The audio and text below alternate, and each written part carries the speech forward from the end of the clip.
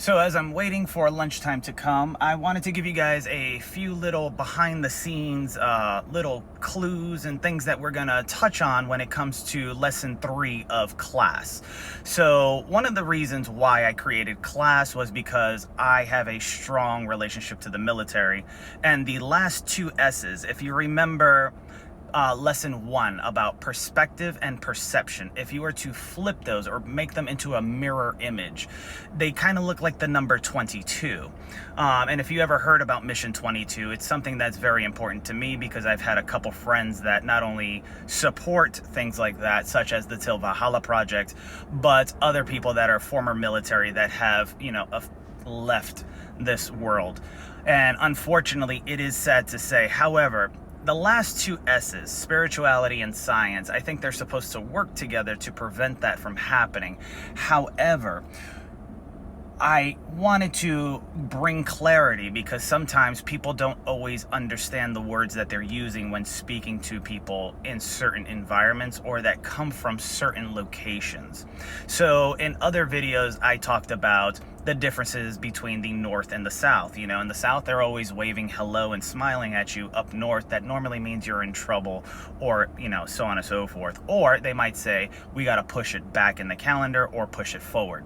So either or, depending on where you're from, the terminology is going to be different. However, in the military, there are different phrases, acronyms, and things that we utilize in order to communicate to one another. And so some of the things, just speaking on spirituality, when I was younger, I went to Catholic school and we used to do something called word ops.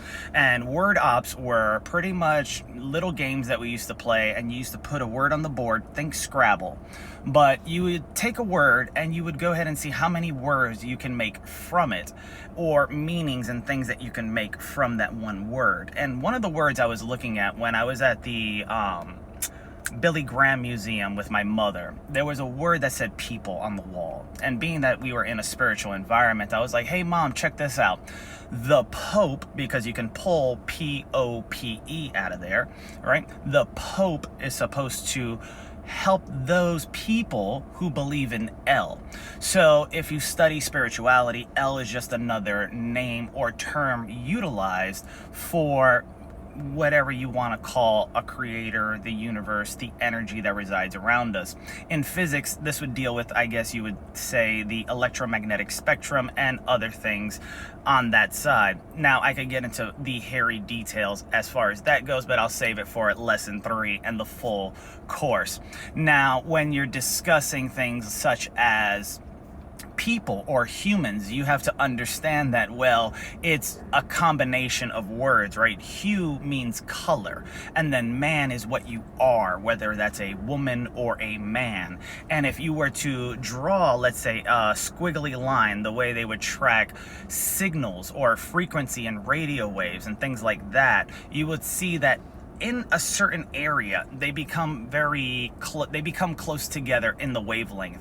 And if you were to do a forward slash or just a slash down the middle and separate one side from the other, you can almost picture the letters M and W, which means that it does take two to make one, because it does take a man and a woman to work together in order to bring forth a positive or negative change into this world or atmosphere. Meaning, in other words, if you do not work together, then you're going to cause havoc. Now, when I speak on this, a lot of people get touchy because they've never been put in leadership positions in charge of someone else's life before. This is why sometimes veterans will harp on the times when they were in the military, because you had to be efficient and get things done correctly the first time. In my experience, when I was in the military, I was an ammunition technician. And one of those things we had to deal with was, well, anything that went on the ground that went boom. And the reason why was because when we handed that off to the real operators, it was something that they had to be able to utilize, get correct with speed, and go ahead and put forth the first time when trying to save someone's life. So if you're looking at class, no matter from which perspective, always remember that the last two S's when using perspective and perception should always work together, because 2 + 2 = 4. before, and a family always works together. And last time I checked, it takes a village, not an individual, to raise a child. And a wise man once said, we are all grown children looking for someone to guide us. Now, when you get met with a similar energy as yours, because although physically you may look as a man or a woman, we both carry separate energies. This is why when you listen to certain music, it doesn't matter what you are, you start to move, correct? And this is why Tesla dictated that the Earth and the universe is, well, based on frequencies and vibration, as well as if you studied The Hitchhiker's Guide to the Galaxy. Something in there said something about 42. Now, granted, there are more books, and I did do a post on 42 and how it adds up to 6, and 6 plus 6 equals 12, but think clock, right? Because if you are looking at things with a certain perspective without perception, then you have to reach out to the medical community and ask them why there is a 28-day cycle versus a 30-day calendar. So these are the things that I'm going to get into as far as the nitty-gritty, as far as the meaning and the reason why I developed class, and why I'm going to also continue class with podcasts, hopefully reaching out to other experts in different industries, verticals, and fields to go ahead and help utilize certain things and characteristics and their backgrounds to give gravitas to certain subjects. The last thing I want to leave you with is that the truth is said in jest. And if you ever seen the movie The Beekeeper, there's a certain reason why there's a garden and it pollinates and it grows very well. Because although there are many bees, there are different species like hornets and wasps. Now, if you were to Google the difference, and I did earlier, between bumblebees and wasps, hornets, etc., the honeybee only gets to attack once, right? Because it pulls the stinger out when it's collecting pollen or is trying to defend the colony. Now, the bumblebee will go ahead and protect everything, right? And it could sting multiple times, although it doesn't hurt as much, but it does get repetitive, and anybody poking a sore spot over and over again will become repetitive, and it will irritate an individual, especially if you do not understand the terminology in which that they utilize. So when you are speaking to someone, or you say certain things, you have to understand what you're saying, because just like in the movie, there was a correction that had to be made, and when that happens, that's when you start seeing things in communication, because this is exactly why certain mammals don't get along with other species.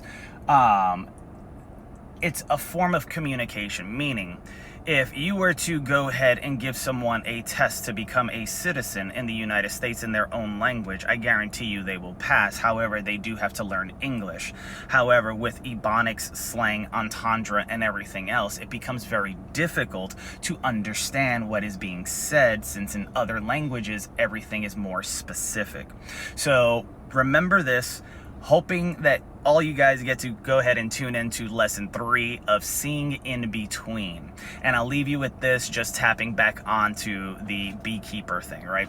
Now, if you remember the movie Transformers, there was always Bumblebee. He was the scout because nobody messed with Prime. Now, you have to understand what's more important to you, working together or not working together, separating everything, not protecting what's protecting you, meaning don't bite the hand that feeds you. And in that case, why are you saying defund police? Why are you not paying military personnel? Why are you doing certain things in the medical community that's causing more harm than caring about the people that you are supposed to be protecting? So this is my little public service announcement in preparation for lesson 3, because the clue is in the title. You got to care first. And if you don't care, how are you going to expect people to care about you? Like this video if you found it informative, and leave a comment if you're looking forward to lesson 3, because it's coming this week, I promise you. It's just, it takes a long time to go ahead and communicate to different people utilizing different languages that they utilize when speaking to certain individuals, because everybody has different ways and forms of communication. You all heard of interpersonal communication, and we're going to talk about just that as well. Peace.